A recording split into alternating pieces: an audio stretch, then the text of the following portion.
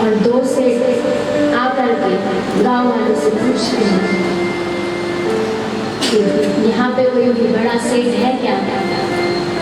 मुझे द्वारिका की 700 रुपए की हुंडी लिखवानी है। अब पहले गांव वाले थोड़ा सोचते हैं, तो गांव वालों में से एक जना कहता है कि है ना नरसिंह मेहता, इस गांव का सबसे बड़ा सेठ है। महाराज सेठ कहते हैं कहाँ है उनका घर? तो गांव वाले कहते हैं कि नरसिंह जी थोड़ा सरल सेठ है, वो तुम्हें कहेगा कि मैं कोई सेठ वेठ नहीं हूं, तो तुम तो जा करके उनके चरणों में गिर जाना और चरणों में गिर करके कहना कि आप बहुत बड़े सेठ हैं और द्वारिका की हुंडी लिखवानी। हुंडी मतलब जानती हो माता? हुंडी ये होती है कि हम यहाँ से पैसे दे करके जहाँ जो उनसे भी गाँव से देना है वहाँ से पैसे ले सकते हैं, उसे हुंडी कहा जाता है। तो महाराज अब इतना समझा दोनों से नरसिंह जी के पास जाते हैं और नरसिंह जी के पास जाकर कहते हैं कि नरसिंह जी आप बहुत बड़े सेठ हैं, मुझे आपसे द्वारिका की 700 रुपए की हुंडी लिखवानी है। अब नरसिंह जी कहते हैं किसने कहा आपको मैं बहुत बड़ा सेठ हूँ? तो दोनों सेठ लोग नरसिंह जी के चरणों में गिर जाते हैं, क्योंकि दोनों सेठ को तो पता था कि ऐसे ही बोलेंगे। वो दोनों सेठ चरणों में गिर करके नरसिंह जी से कहते हैं कि नरसिंह जी हमें द्वारिका की हुंडी लिखवानी है, भगवान के नाम की हुंडी आप नहीं लिखोगे तो कौन लिखेगा? नरसिंह जी विचार करते हैं कि मैं इतनी देर से भगवान को मना तो रहा हूँ, क्या पता भगवान नहीं भेजा हो। नरसिंह जी 700 रुपए देते हैं और एक कागज में द्वारिका की हुंडी लिख देते हैं। किसके नाम पर? सावलसा सेठ के नाम पर। इसके नाम पर सावलसा सेठ के नाम पर। और 700 कागज पकड़ा देते हैं और दोनों सेठ चले जाते हैं। अब 700 रुपए में वो एक गांव तो क्या 4 गांव जमा। पहले के जमाने में 700 रुपए कितनी बड़ी,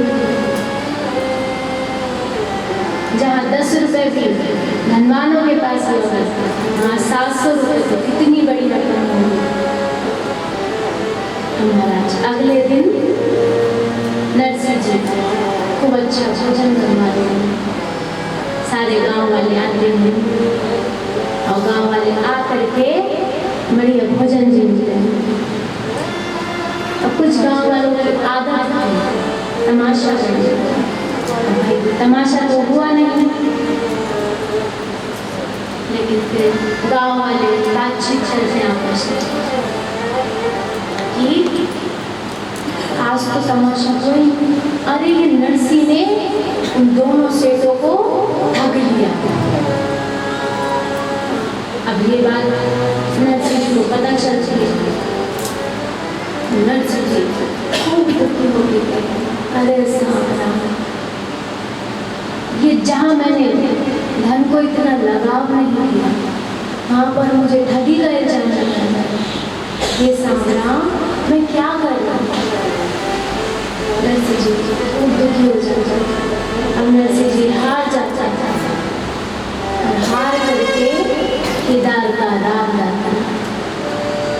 आइए अपन सब मिलकर नरसिंह जी के साथ केदार का राम।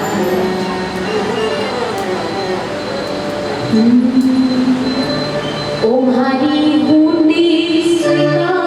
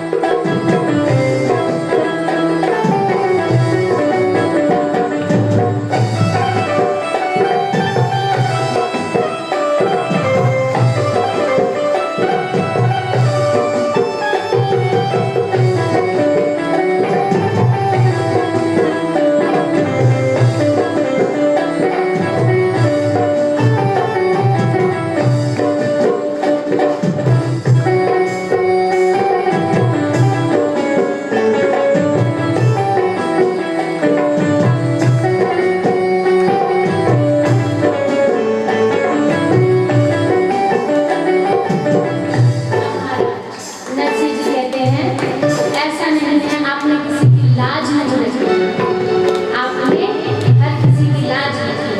नरसिंह जी कहते हैं राखी बदल है रात की, अरे नरसिंह अवतार।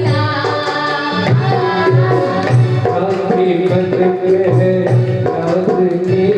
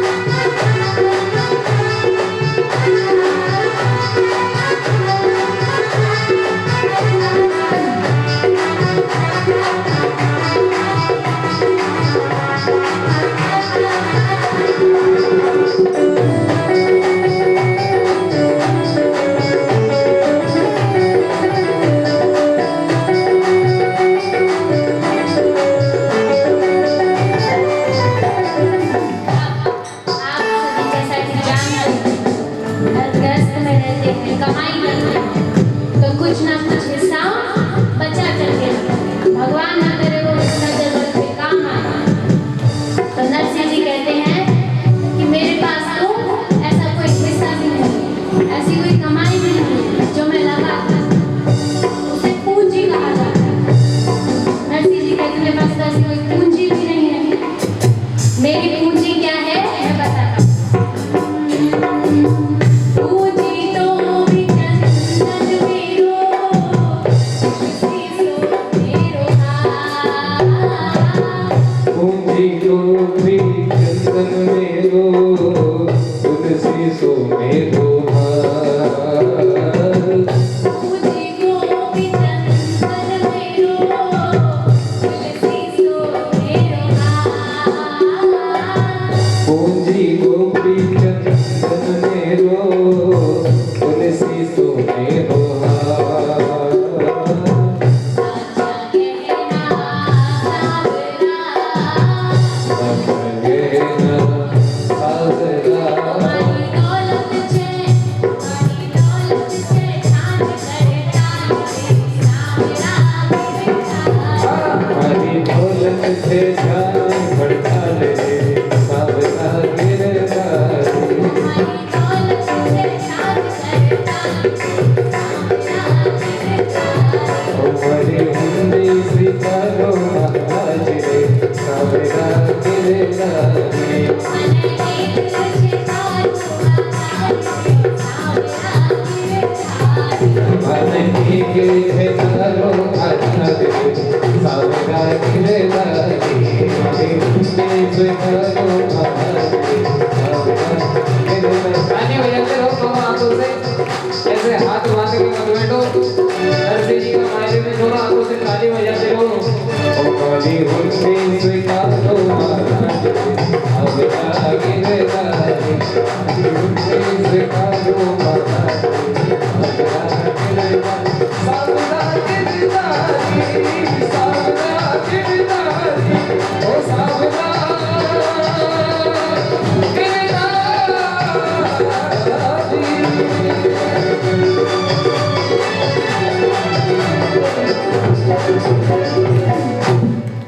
बोलिए कृष्ण कन्हैया लाल की जय, भक्त नरसिंह मेहता की जय, बरसाने की राधिका की जय।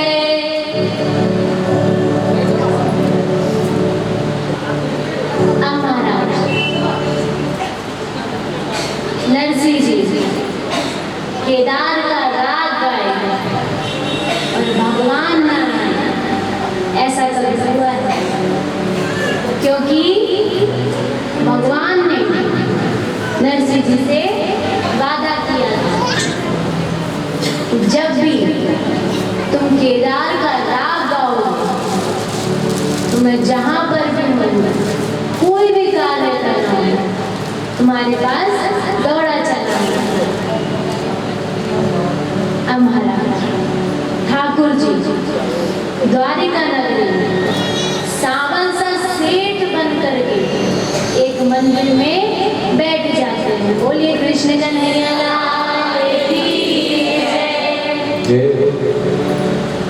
अब द्वारिका नगरी में वो दोनों सेठ सावन सा सेठ को खूब ढूंढते, सावन सा सेठ नहीं दिखा। पूरी द्वारिका नगरी छान मारती, लेकिन सावल सा सेठ कहीं नहीं मिला। अब वो हार करके एक पेड़ के नीचे बैठ जाता है। अब पेड़ के नीचे बैठ करके वो विचार करता रहता है, अब नरसिंह जी ने तो हमें ठग लिया। अरे हमने पूरी द्वारिका नगरी छान मारी, लेकिन सावल सा शेर तो कहीं नहीं मिला। अब कोई फायदा नहीं। अब हम जूनागढ़ के लिए निकल लेंगे। एक सेठ की नजर, बातचीत करते करते एक सेठ की नजर ठाकुर जी पर पड़ी। अब वो सोचते हैं कि ये कोई नए सेठ लग रहे हैं, वहाँ कोई सेठ बैठा है, चलो उनसे भी एक बार पूछ कर देखते हैं। अब दूसरा सेठ कि रहने दे, कोई फायदा नहीं ना जाने का। अरे पूरी द्वारिका नगरी छान गई, लेकिन ठाकुर जी तो कहीं नहीं मिले। अब महाराज एक सेठ कहता है कि कोई बात नहीं, आखिरी बार चल कर देखते हैं, अगर हमने नाम लिया और उन्होंने देखा तब आगे की बात आगे करेंगे। महाराज अब वो दोनों सेठ ठाकुर जी के पास जाते हैं और ठाकुर जी के पास जा करके कहते हैं सावलसर से। ठाकुर जी ऊपर की तरफ कहते हैं हाँ आपको नरसिंह जी ने भेजा है। सेठ कहते हैं हाँ हमें नरसिंह जी ने भेजा। आप सावलसर से बोले हाँ हम सावलसर से। अब दोनों सेठ कहते हैं अरे सेठ हमने आपको कहाँ कहाँ नहीं ढूंढा, पूरी द्वारिका नगरी छान मारी, लेकिन आप तो कहीं नहीं दिखे। अरे आप थे कहाँ? तो अब ठाकुर जी कहते हैं कि मैं किसी काम से बाहर गया हुआ था, मुझे आने में थोड़ी देरी हो गई। नरसिंह जी को मत बताना और मुझे डांटेंगे, मुझसे गुस्सा हो जाएगा। अब ठाकुर जी अपने सेवक से पीछे हवेली होती है, तो पीछे हवेली में से 700 रुपये लाने में और 700 रुपये सेवक लेकर आते हैं और ला करके दोनों सेवकों को पकड़ा देते हैं।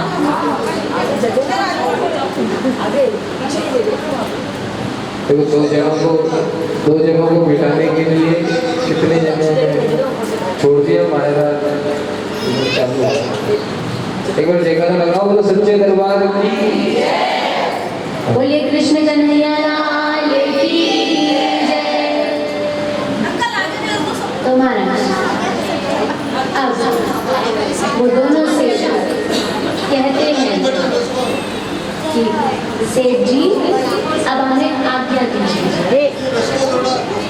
ठाकुर जी कितने दिनों से मुझे ढूंढ रहे हैं और ढूंढ करके परेशान हो गए। आइए हम आपको बढ़िया भोजन कराएं, बढ़िया भोजन प्रसादी जी। और दोनों से तैयार रहना और दोनों से ठाकुर जी के साथ पीछे चले जाते। और जैसे ही अंदर जाते हैं तो साधु संत सारे अपने बैठ करके भजन कर रहे हैं। हमारा सेठ जी कहते हैं कि ये इतने सारे संत आपके हैं, आप तो कितने बड़े सेठ हो, आपके इतने सारे संत हैं। ठाकुर जी कहते हैं ये मेरे हैं, ये नरसिंह जी के हैं और ये तो इतने ही हैं। ऐसे जाने कितने गांव में, कितनी हवेलियों में कितने संत हैं, ये तो इतने ही हैं, ये मेरे नरसिंह जी के। और मैं भी नरसिंह जी का ही सेवक हूँ। अब ठाकुर जी दोनों सेवक बढ़िया भोजन चलाते हैं, भोजन प्रसादी ग्रहण दोनों से कहते हैं सेठ जी अब हमें आज्ञा दीजिए। और दोनों से जूनागढ़ के लिए निकल गए।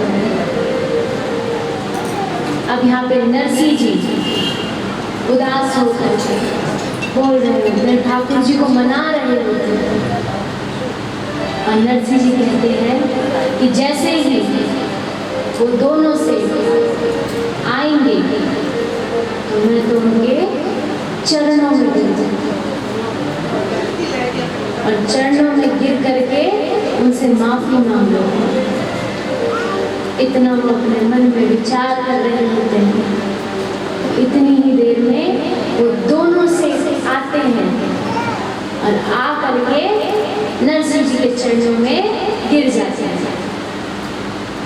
और गिर करके कहते हैं कि आप तो कितने बड़े से, अरे आप कितने खुश नसीब हो जो आपको इतना अच्छा सेवक मिला। हमारी खूब लाज, खूब बढ़िया भोजन जी माना और खूब बढ़िया तैयारी। अब नरसिंह जी थोड़ा सोचते हैं, सोच करके उनको सारी बात समझ में आ जाती। अब नरसिंह जी दोनों सेठ से कहते हैं कि मैं तो खुश नसीब हूँ, लेकिन मुझसे ज्यादा खुश नसीब आप हो। क्यों? क्योंकि आपको उसने साक्षात दर्शन दिया। बोल कृष्ण कन्हैया लाल की जय, बोलिए सावरिया सेठ की जय, खाटू श्याम जी बाबा की जय। अब महाराज ऐसे ही ठाकुर जी नरसिंह जी की एक बार फिर से लाज लगती है और दोनों से तो अपने चले जाते हैं। अब कल आपको बताया गया था कि नगर अंजार में नानी बाई का विवाह करा दिया जाता है और अब महाराज नानी बाई की एक बेटी होती है और बेटी धीरे धीरे बड़ी होती है और वो बड़ी हो जाती है तो उसका भी विवाह तय हो जाता है। अब नगर अंजार में कुकू पत्री लिखाने का समय आता है। कुकू पत्री मतलब इनविटेशन कार्ड। आज के जमाने में इनविटेशन कार्ड कहा जाता है, पहले कुकू पत्री का कही जाती थी। अब महाराज सब घेर करके कुकू पत्री का लिख रहे हैं। सबसे पहले कुकू पत्री गणेश जी को जाती है। दूसरी पत्रिका, अब दूसरी पत्रिका सब सोच में पड़ जाते हैं कि दूसरी पत्रिका किसको दे। तो वहीं पे एक बूढ़ा आदमी बैठा,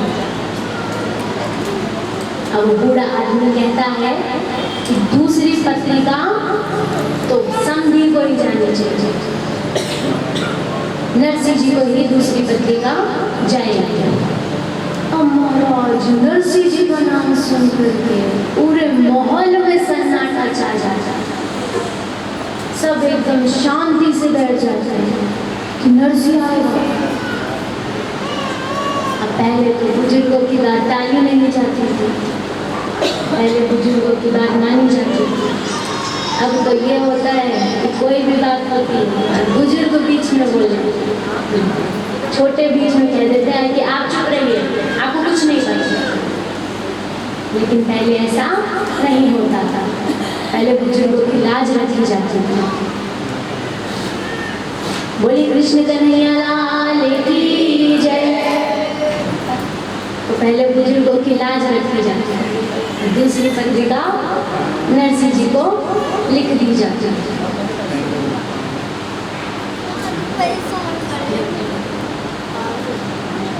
बोलिए कृष्ण कन्हैया लाल की जय। अब दूसरी पत्रिका नरसिंह जी को लिख दी जाती है। अब नरसिंह जी की पत्रिका जा रही है, ये बात नानी बाई के सास को पता चलती है। अब नानी बाई की सास सोचते हैं, अरे नरसिंह को पत्रिका जाती है, अरे नरसिंह आएगा तो पूरा ब्याह बिगाड़ देगा।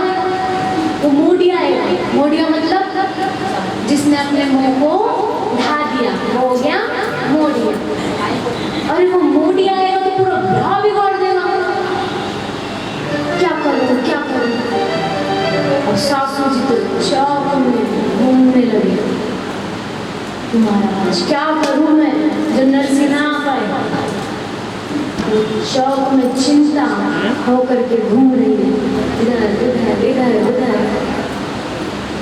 अब महाराज इतनी देर में मंदिर में से दादी सासू कौन? सासू की भी सासू। अब दादी सासू मंदिर से आ रहे हैं। और मंदिर से आकर के बहू को देखती है कि बहू चिंता में है। और दादी ससुर बहू से कहे, अरे बहू सारा दिन भर घूमती रहती, सारा दिन भर काम करती रहती, थोड़ा तो आराम कर ले, थोड़ा तो आराम कर ले, थक गई होगी। बहू कह रहे मस्का मत लगाओ, मेरा वैसे ही दिमाग खराब हो रहा है। दादी सासू कह रहे बता तो सही क्या हो गया। सासू जी कह रहे सुनना चाहती हो तो सुनो, वो नरसी आ रहा है और वो आए ना तो पूरा ब्याह बिगाड़ देगा। अब बताइए मैं क्या करूं। दादी सासू कह रहे बस इतनी सी बात। अब दादी सासू बहू को कहती है, बहू हम नरसिंह जी को इतना मायरा लिखवाएंगे, इतना मायरा लिखवाएंगे कि वो आने में भी 100 बार सोचेगा। अब नानी भाई कहे, अब नानी भाई की सासू कहे, अरे दादी सासू थारे तो चढ़ना में पड़ो, आपने तो मेरा काम बना दिया। मैं इतनी देर से सोच रही थी कि कैसे रोकूं और आपने तो चुटकियों में मेरा काम बना दिया। अब मारा दादी सासू कहे, इसलिए तो कहती हूँ कि मेरे पास बैठा कर, मेरे पास बैठा कर। अरे मेरे पास बैठे तो मैं 2 ही दिन में तुझे होशियार कर दूँ, तो मेरे पास बैठे कौन। देखिए डोकरी कितनी चालाक है। आइए आपको डोकरी की एक छोटी सी कहानी सुनाती हूँ। एक डोकरी थी, भगवान की बहुत बड़ी भक्त थी। एक दिन भगवान डोकरी की भक्ति से प्रसन्न हो जाता है और प्रकट हो जाता है।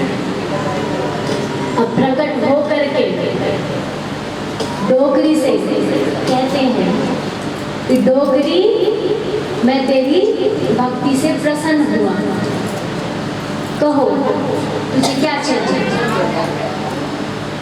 डोकरी कहती है थोड़ा रुको, मैं घर से पूछ कर आता हूँ।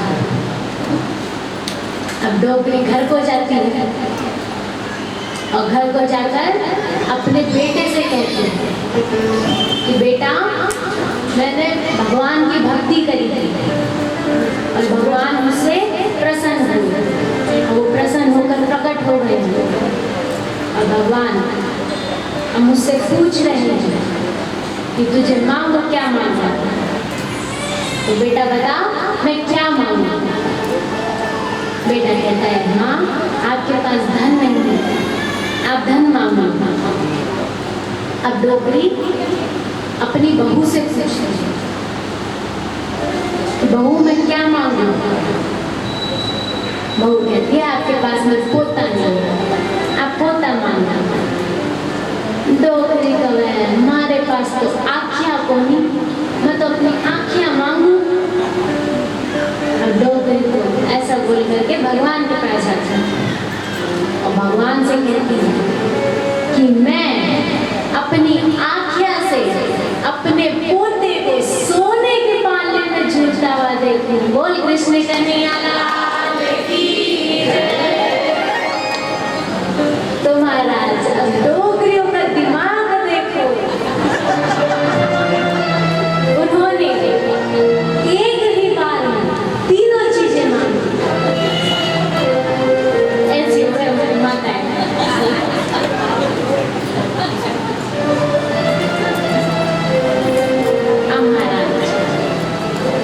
डोकरी सारे दादी सासू सास ननद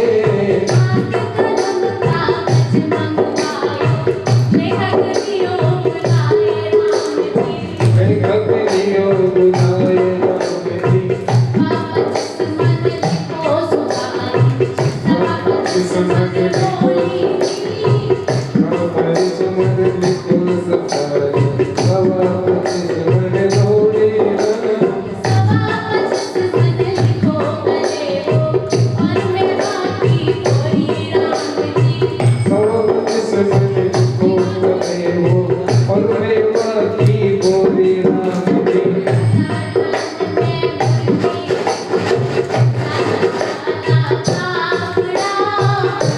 कान में मूर्ति लिखो कान को साला आखड़ा पट्टा कर नरसिंहा भगत वर छे थावड़ा कटका कर नरसिंहा भाई भक्तवर जय आखड़ा 80,000 मोहरा करोड़ रुपया रोकड़ी 80,000 तुम्हारा करोड़ का किलो कड़ी अरे कागज पे कोई खाता लिख दो झूठ बोली टोकरी अरे कागज पे तो भाषा लिख दो झूठ बोली डोरी कागज पर चले सारे सब काज की भगत भगत प्रभु हरे प्रभु साथ की अरे काटी गए आए रानी ठाकुर जी ने काज किया राधे बड़े माय हरे ठाकुर की नाथ की राम जी ने राज राधे दीननाथ जी राम जी ने राज राधे श्याम जी ने नाथ जी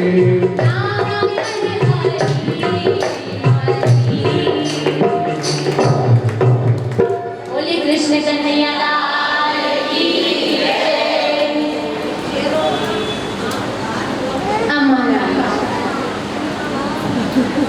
सास ननद देवरानी जेठानी सब मिल बैठे आई गई यानी सास ननद देवरानी जेठानी सब इकट्ठा होकर बैठ जाते हैं। अब दादी सासू कहती है कि जाओ नारायण लेखक को बुला के लाओ क्योंकि पहले के जमाने में कोई इतना पढ़ा लिखा नहीं होता तो लेखक बुलाए जाते हैं। 25 मन लिखो सुपारी 25 मन रोली जी। अब दादी सासू कहती है कि 25 मन लिखो सुपारी नारायण देवर का है। अरे दादी बुढ़ापे में सटिया गई हो क्या 25 मन सुपारी का आप करोगी क्या डोगरी कहती है आने तो दे किराने वाले को बेच दे 25 मन लिखो कलेबो और मेवा की बोरी। नारायण देवर कहता है कि 25 मन सुपारी तो सही है लेकिन 25 मन बोली का क्या करोगे दादी सासू तो है आने तो दे। इस बार दिवाली पे चूने की जगह रोली पोत देंगे।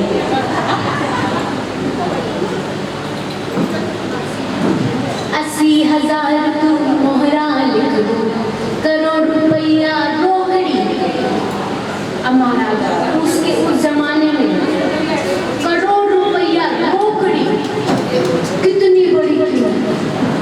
जहाँ 10 रुपए भी धनवानों के पास है वहाँ करोड़ रुपया और कागज में दो घाटा लिख दो यूठ बोली डोगरी। नारायण देवर का है अरे दादी भाटे का आप करोगी क्या अरे भाटे तो गांव में खूब पड़े खूब लागू भाटे क्यों लिखा दादी का है ऐसे वैसे भाटे नहीं तो सोने के भाटे।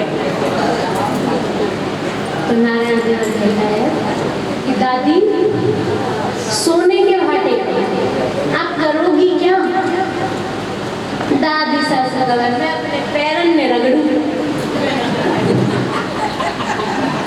अब नारायण देवर कहता है कि दादी एक भाटा तो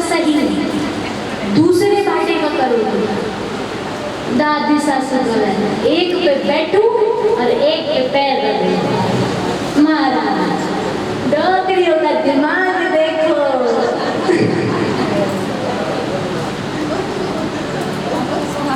अब महाराज पत्रिका तैयार होती, अब मायरे की पत्रिका तैयार हुई, अब उसको लेकर कौन जाए?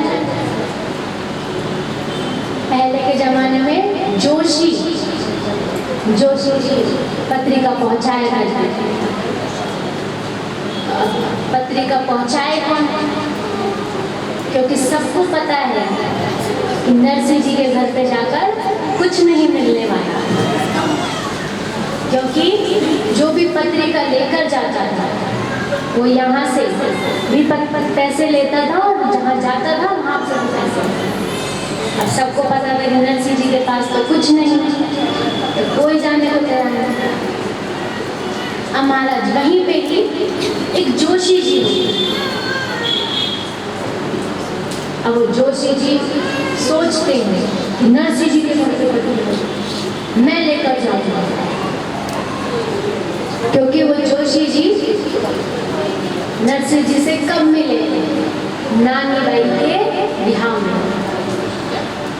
जोशी जी को तो यही लगता है कि अभी भी उनके पास में तो नानी बाई के विवाह में अन्न और धन था, वो अभी भी होगा। तो जोशी जी को कहते हैं मैं जाऊंगा। अब जोशी जी का नाम क्या? कोकलिया जी महाराज।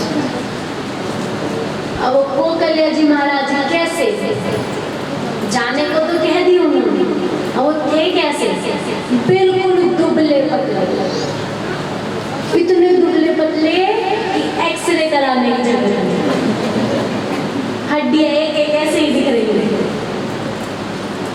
जोशी जी जोश में कर, अरे नरसिंह जी को मैं लेकर जाऊंगा। अब जोशी जी पत्रिका पकड़ा दी जाती। अब जोशी जी सोचते हैं कि मैं जूनागढ़ तो जा ही रहा हूँ, तो क्यों ना एक बार नानी बाई से भी मिलूं। अब जोशी जी नानी बाई के पास, और नानी बाई से कहते हैं कि बेटी मैं तुम्हारे पिताजी के पास पत्रिका देने जाती हूँ, अगर तुम्हें भी कुछ लिखवाना है या फिर पिताजी से कुछ बोलना है तो इसमें लिखवा दो, मैं लिख दूंगी। नानी बाई कहती है, नानी बाई बोली थे तो लिखियो इति, अरे मारे तो ससुरा रहे घर आई जो मती। नानी बाई कहती है कि मैं जो लिखवा रही हूँ वो लिखो कि पिताजी मेरे ससुराल आने की कोई जरूरत नहीं, मारी तो ससुर जी मायरेरी चाह, कि मेरी सासू जी को मायरे की खूब चाहे, और मायरो हो बेटो लेकर आजो भली भात। कि अभी पत्रिका पहुंची नहीं, उससे पहले जैसे ही मैं सामने से सासू का है, अरे तुम्हारे पिताजी पत्रिका लाएंगे क्या? मायरा भरेंगे क्या? नानी बाई तो है मायरा मायरा मायरा मायरा नहीं हो गया, जीवन का आधार हो गया, ऑक्सीजन गैस हो गई। तो इसलिए मायरा हो तो ही आना, नहीं तो आने की कोई जरूरत नहीं। अब इतना लिखवा जोशी जी को जूनागढ़ के लिए निकल लेते हैं। अब महाराज जोशी जी ऐसे कि उन्होंने 2 दिन तो गांव से बाहर जाने नहीं लगा, थोड़ी दूर चले फिर सो जाए, फिर थोड़ी दूर चले फिर सो जाए। बूढ़ियो ब्राह्मण था क्यों सूत्यो खूटी तान, अरे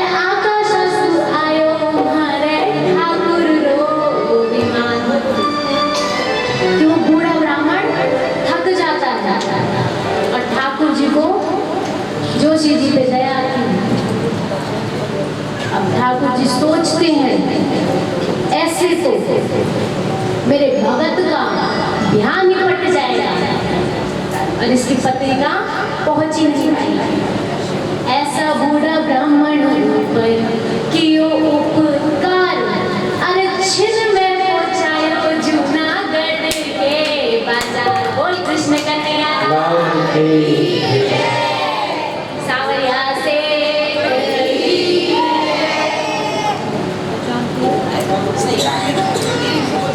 एक बार जरूरी सूचना, शिव शक्ति मंदिर से अध्यक्ष और उपाध्यक्ष हमारे बीच में पधारे हैं और महाराज का स्वागत किया जाए। आप पधारे एक बार और आपका स्वागत होगा। और जितने भक्त यहाँ पर बैठे हैं जोरदार ताली अभी नहीं बजाएंगे, एक बार स्वागत हो उसके होगा।